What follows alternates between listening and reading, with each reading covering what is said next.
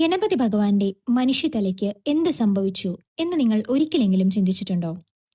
പുരാണ കഥകൾ പറയുന്നത് കൈലാസത്തിൽ ഒരിക്കൽ ശിവൻ അകത്ത് പ്രവേശിക്കാൻ വന്നപ്പോൾ ഗണേശൻ അവനെ തടഞ്ഞുവെന്നാണ്. അപ്പോൾ കോപിതനായ ശിവൻ ഗണേശന്റെ മനുഷ്യതല വെട്ടിയെന്നാണ് കഥ. പിന്നീട് ഗണേശന് ആനയുടെ തല നൽകിയതും നമുക്കെല്ലാവർക്കും അറിയാവുന്ന കഥയാണ്. എന്നാൽ ആ മനുഷ്യതലയ്ക്ക് എന്ത് സംഭവിച്ചു? ചില പുരാതന വിശ്വാസങ്ങൾ പറയുന്നത് ആ തല ഉത്തരാഖണ്ഡിലെ പാതാള ഭുവനേശ്വർ എന്ന ഗുഹയിൽ വന്ന് പതിച്ചുവെന്നാണ്. ഭൂമിയിൽ നിന്ന് ഏകദേശം 90 അടി താഴ്ചയായി സ്ഥിതി ചെയ്യുന്ന അതിശയകരമായ ഒരു ഗുഹയാണ് ഇത്. അവിടെ ഗണേശന്റെ ദിവ്യരൂപവും നിരവധി ദൈവിക പ്രതീകങ്ങളും കാണാമെന്ന് പറയുന്നു. വിശ്വാസമനുസരിച്ച് ഗണേശന്റെ മനുഷ്യതല ഇന്നും അവിടെ ഒരു ശിലാരൂപമായി നിലകൊള്ളുന്നു എന്ന് പറയുന്നു. ആ ശിലയുടെ മുകളിൽ 108 ഇതളുകളുള്ള ബ്രഹ്മകമലത്തിന്റെ രൂപം കാണാമെന്നും പറയുന്നു.